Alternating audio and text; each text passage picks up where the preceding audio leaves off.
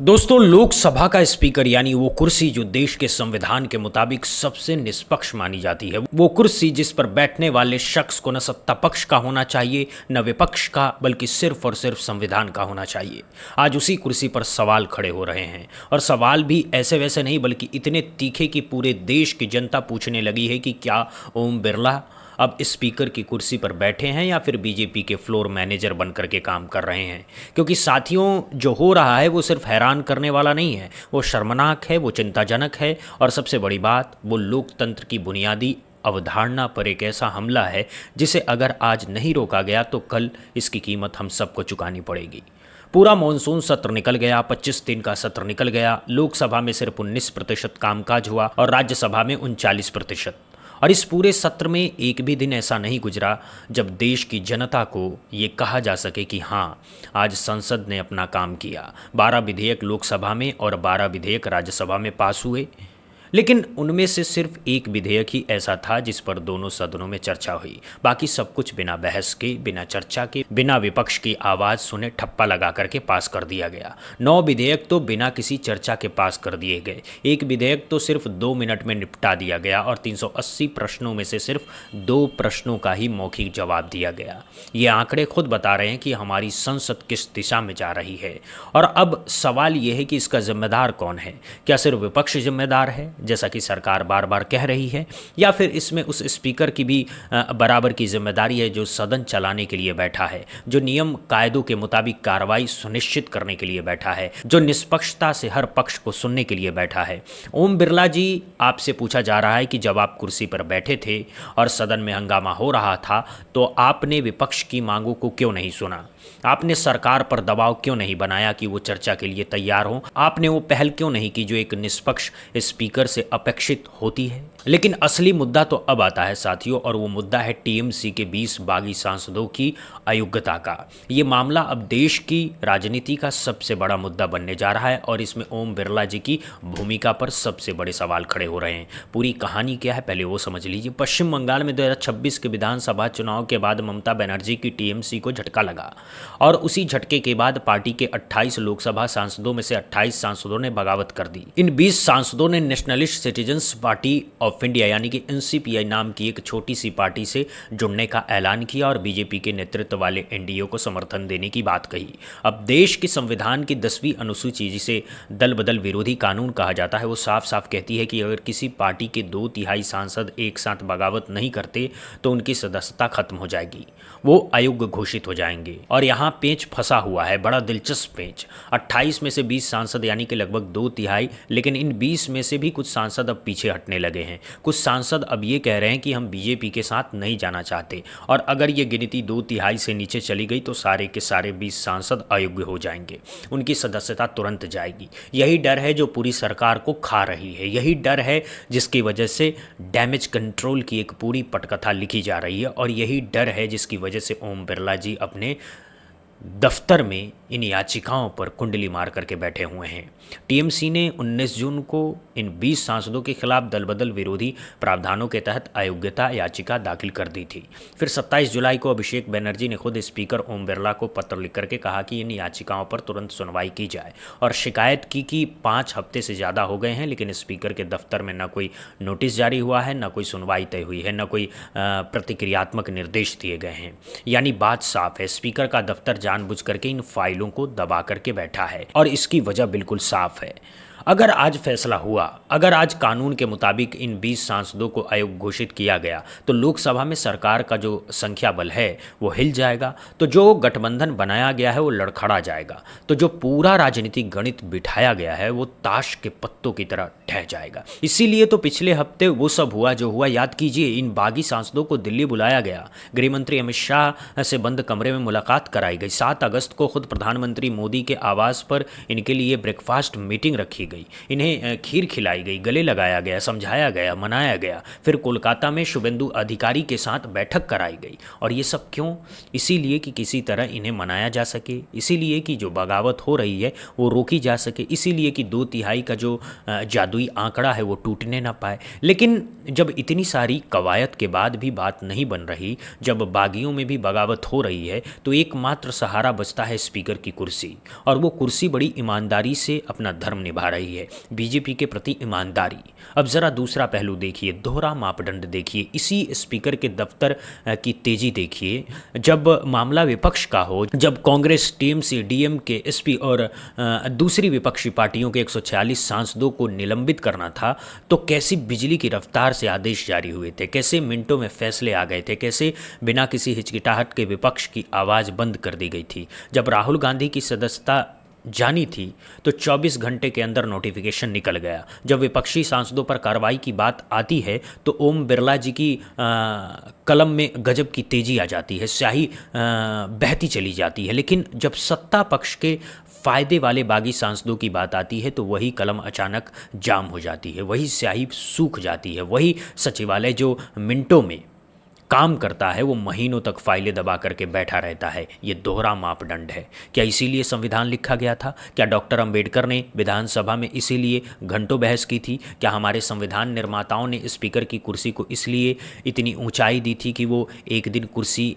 Party के floor manager की भूमिका में सिमट जाए? और अब बात करते हैं सुप्रीम कोर्ट की, क्योंकि यही अब आखिरी उम्मीद है। सुप्रीम कोर्ट ने महाराष्ट्र के राजनीतिक संकट के मामले में और उससे पहले मणिपुर के मामले में साफ शब्दों में कह दिया है कि दल बदल से जुड़ी अयोग्यता याचिकाओं पर स्पीकर को अधिकतम 3 महीने के भीतर फैसला करना होगा। स्पीकर एक संवैधानिक ट्रिब्यूनल की तरह काम करता है, उसका फैसला न्यायिक समीक्षा के दायरे में होता है, वो अपनी कुर्सी की गरिमा को गिरा नहीं सकता। लेकिन ओम बिरला जी को शायद इन फैसलों की परवाह नहीं है, या फिर उन्हें लगता है कि कोर्ट के आदेश उन पर लागू नहीं होते, या फिर उन्हें लगता है कि जब तक कोई मजबूर ना करे तब तक फैसला टाला जा सकता है। लेकिन अब वो मजबूरी आने वाली है और बहुत जल्दी आने वाली है। अभिषेक बनर्जी ने साफ शब्दों में चेतावनी दे दी है कि अगले 7 से 10 दिनों के भीतर टीएमसी सुप्रीम कोर्ट का दरवाजा खटखटाएगी, और जिस दिन ये मामला सुप्रीम कोर्ट में गया उस दिन सिर्फ 20 बागी सांसदों की सदस्यता ही खतरे में नहीं होगी, बल्कि खुद ओम बिरला जी की कुर्सी की गरिमा पर भी सवालिया निशान लग जाएगा।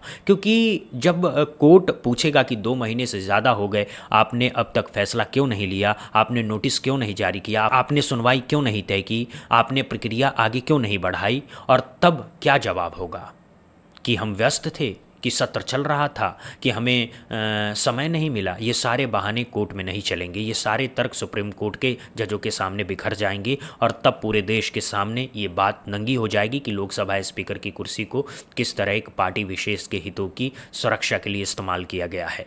अब ज़रा एक कदम पीछे हट करके सोचिए, ये पूरा घटनाक्रम क्या बताता है, ये पूरी कहानी क्या इशारा करती है? ये इशारा करती है कि उस गहरी बीमारी की तरफ जो हमारी संसदीय व्यवस्था में घर कर चुकी है, ये संकेत देती है उस सड़ांध की तरफ जो हमारे लोकतंत्र की जड़ों में फैल चुकी है। एक तरफ मॉनसून सत्र चला जिसमें कोई गंभीर बहस नहीं हुई, प्रधानमंत्री और गृह मंत्री एक बार भी सदन में जवाब देने नहीं आए, विपक्ष की मांगों को ठुकराया गया, चर्चा से भगाया गया, और दूसरी तरफ स्पीकर के दफ्तर में वो फाइलें दबा करके रखी गई जिन पर कानूनी तौर पर तुरंत कार्रवाई होनी चाहिए थी। यानी संसद के अंदर सरकार जवाब देने से बच रही है और स्पीकर का दफ्तर सत्ता के गणित को बचाने में लगा हुआ है। ये दोनों चीज़ें अलग अलग नहीं है साथियों, ये एक ही सिक्के के 2 पहलू हैं, ये एक ही रणनीति के 2 हिस्से हैं। और सबसे तकलीफ दे बात यह है कि इस पूरे खेल में सबसे बड़ा नुकसान उस जनता का हो रहा है जिसने अपने वोट से इन सांसदों को चुना था। बंगाल की जनता ने टीएमसी के चुनाव चिन्ह पर वोट दे करके इन 20 सांसदों को दिल्ली भेजा था, इन उम्मीद में कि वो ममता बनर्जी की पार्टी के प्रतिनिधि के तौर पर संसद में अपनी बात रखेंगे, इस भरोसे पर कि वो टीएमसी की नीतियों को आगे बढ़ाएंगे। लेकिन आज वही सांसद बीजेपी के दरबार में हाजिरी लगा रहे हैं, गृह मंत्री से बंद कमरे में मुलाकात कर रहे हैं, प्रधानमंत्री के आवास पर खीर खा रहे हैं और सत्ता पक्ष की तालियों में शामिल हैं। क्या ये जनता के साथ धोखा नहीं है? क्या ये उन करोड़ों वोटरों के साथ बेईमानी नहीं है जिन्होंने चिलचिलाती धूप में लाइन लगा करके वोट डाला था? और सबसे बड़ी बात, क्या ये उस चुनाव आयोग के साथ भी मजाक नहीं है जिसने चुनाव चिन्ह के आधार पर इनको सांसद घोषित किया था? दल बदल विरोधी कानून इसीलिए तो बनाया गया था कि इस तरह का घोड़ा बाजार ना हो, इसीलिए तो 10वीं अनुसूची जोड़ी गई थी कि जनादेश की कोई कीमत हो, कि वोट देने की आस्था न टूटे, लेकिन अगर स्पीकर की कुर्सी ही उस कानून को लागू करने से इनकार कर दे, अगर वही कुर्सी बागियों की सुरक्षा ढाल बन जाए, तो फिर संविधान के इस प्रावधानों का मतलब क्या रह जाता है। ये बात सिर्फ किसी एक पार्टी की नहीं है, ये सवाल सिर्फ टीएमसी बनाम बीजेपी का नहीं है, ये मुद्दा तो लोकतंत्र की उस बुनियादी संरचना का है जिस पर हमारा पूरा गणतंत्र टिका हुआ है। कल को अगर स्थिति उलट गई, कल को अगर कहीं और कोई सरकार बनी, तो क्या तब भी यही स्पीकर इसी तरह फाइलें दबाएंगे?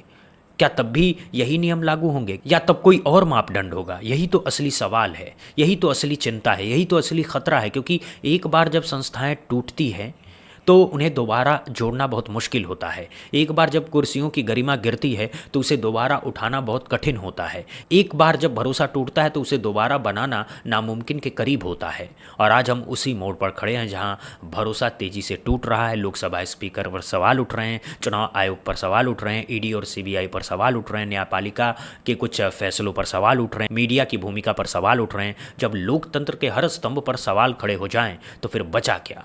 बचती है सिर्फ जनता। और जनता अब समझ रही है, जनता अब देख रही है कि किस तरह पूरे मानसून सत्र में एक भी दिन ढंग की बहस नहीं हुई। जनता अब देख रही है कि किस तरह प्रधानमंत्री और गृह मंत्री सदन से गायब रहे। जनता अब देख रही है कि किस तरह विपक्ष की आवाज़ दबाई गई। और जनता अब ये भी देख रही है कि किस तरह स्पीकर का दफ्तर बागी सांसदों की ढाल बन करके खड़ा है। अब सवाल ये है कि आगे क्या, अगला चरण क्या होगा। अभिषेक बनर्जी की चेतावनी के मुताबिक अगले 7 से 10 दिनों में टीएमसी सुप्रीम कोर्ट जाएगी और तब अदालत में एक ऐतिहासिक लड़ाई देखने को मिलेगी। कोर्ट के सामने ये सवाल गूंजेगा कि क्या लोकसभा स्पीकर अपने संवैधानिक कर्तव्यों का पालन कर रहे हैं, क्या वो निष्पक्ष ट्रिब्यूनल की तरह काम कर रहे हैं, क्या वो कोर्ट के पिछले फैसलों का सम्मान कर रहे हैं। और अगर कोर्ट ने कड़ा रुख अपनाया, अगर कोर्ट ने समय सीमा तय कर दी, अगर कोर्ट ने स्पीकर को फटकार लगाई, तो ये अपने आप में एक ऐतिहासिक क्षण होगा। क्योंकि तब पूरे देश के सामने ये सिद्ध हो जाएगा कि जो कुर्सी सबसे ऊपर मानी जाती है, उस कुर्सी को भी अगर संविधान की मर्यादा भूल गई तो अदालत उसे याद दिलाने के लिए है।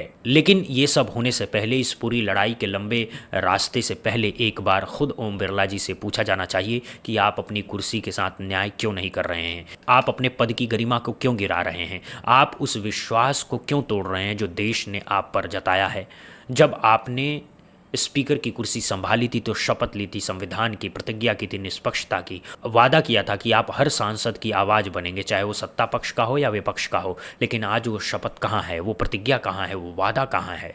आज तो लगता है स्पीकर की कुर्सी और बीजेपी के प्रमुख सचेतक की कुर्सी में कोई फर्क नहीं रह गया है।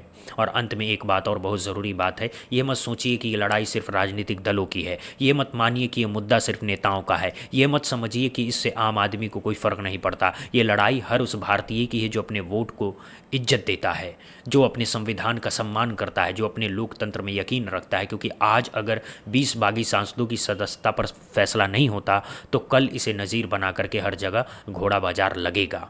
हर राज्य में विधेयक बिकेंगे, हर राज्य में सरकार गिराई जाएंगी और आपके वोट की कोई कीमत नहीं रह जाएगी। इसीलिए आवाज़ उठाइए, सवाल पूछिए, जागरूक रहिए। क्योंकि अगर आज हम चुप रह गए, अगर आज हमने इस षड्यंत्र को नहीं रोका, अगर हमने आज संस्थाओं की गिरती हुई गरिमा को बचाने की कोशिश नहीं की, तो कल हमारी अगली पीढ़ी हमें कभी नहीं माफ़ करेगी। मानसून सत्र भले ही ख़त्म हो गया, लेकिन ये लड़ाई अभी शुरू हो रही है। सुप्रीम कोर्ट में ये मामला जाने वाला है, देश की सबसे बड़ी अदालत में इस पर बहस होने वाली है। और तब सिर्फ 20 बागियों की किस्मत का फैसला नहीं होगा, बल्कि इस बात का भी फैसला होगा कि हमारी संसद, हमारा स्पीकर, हमारी संवैधानिक व्यवस्था किस दिशा में जाएगी। ओम बिरला जी, अभी वक्त है, अभी भी मौका है, अभी भी आप अपनी कुर्सी की गरिमा बचा सकते हैं। एक निष्पक्ष फैसला लीजिए, कानून के मुताबिक फैसला लीजिए, संविधान के मुताबिक फैसला लीजिए। इतिहास आपको याद रखेगा या तो एक ऐसे स्पीकर के तौर पर जिसने सत्ता के दबाव में आकर के अपनी कुर्सी की गरिमा गिरा दी, या फिर एक ऐसे स्पीकर के तौर पर जिसने विपरीत परिस्थितियों में भी संविधान की मर्यादा को